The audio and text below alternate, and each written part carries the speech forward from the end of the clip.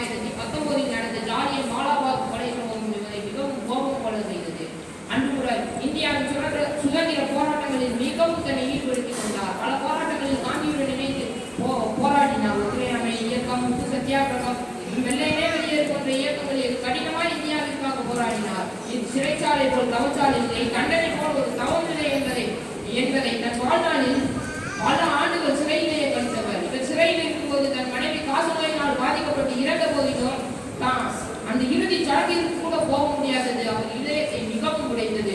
ஆனாலும் அவர் நம் நாட்டிற்காக போராடுவதிலிருந்து எவ்வளவு பின்வாங்கவில்லை.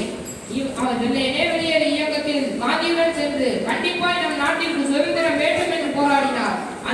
அந்த போராட்டத்தில் மவுண்ட் பேட்டன் பிரபுவால் நம் நாட்டின் சுதந்திரம் உறுதி செய்யப்பட்டது. அந்த நள்ளிரவில் அனைவரின் இதயத்தில் மீட்டி பாய்ந்தார் போல் ஒரு உருக்கமான உரையை நிகழ்த்தினார். அதில் இனி இது நம் நாடு, நாம் இதை பாதுகாக்க வேண்டும் என்று அனைவரின் இதயத்தில் மீட்டி பாய்ந்தார் போல் சொன்னார். வெள்ளைய நீதி இனி ஆள்வதில்லை என்று கம்பீரமான முழக்கங்களை ஏறெடுத்தார். அனைவரின் இதயத்தையும் அந்த வார்த்தைகள் பிளந்தது. பிறகு இந்தியா சுதந்திரமானதும் இந்தியாவின் முதல் பிரதமராக பதவியேற்ற ஜவஹர்லால் நேரு அவர்கள் இந்தியாவை வளர்ச்சி பாதைக்கு அழைத்து சென்றார். பல தொழில்நுட்ப கல்லூரிகளை அரசுவசமாக்கினார்.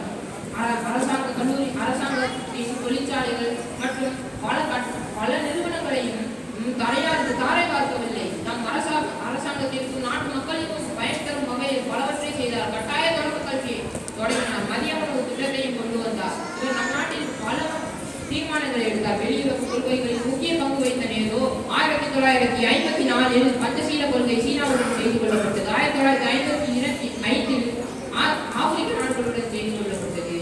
ஆனால் 1962 சீனா பஞ்சசீல கொள்கையை பறக்கவிட்டது. ஆனாலும் இவர் எந்த விதத்திலும் மனம் தொடரவில்லை. கடைசி வரை நம் நாட்டிற்காக போராடினார். 1963 இவர் உடல்நிலை மோசமாய் கொண்டே போனது. ஆனாலும் இவர் நம் நாட்டிற்கு கடைசி மூச்சு வரை சேவை செய்தார். ரஷ்யா இரண்டாம் உலகப் போருக்கு பின்னர் ரஷ்யாவும் பின்னாலும் அமெரிக்கா பின்னாலும் பல நாடுகள் சென்ற போதிலும் தான் தனித்துவம்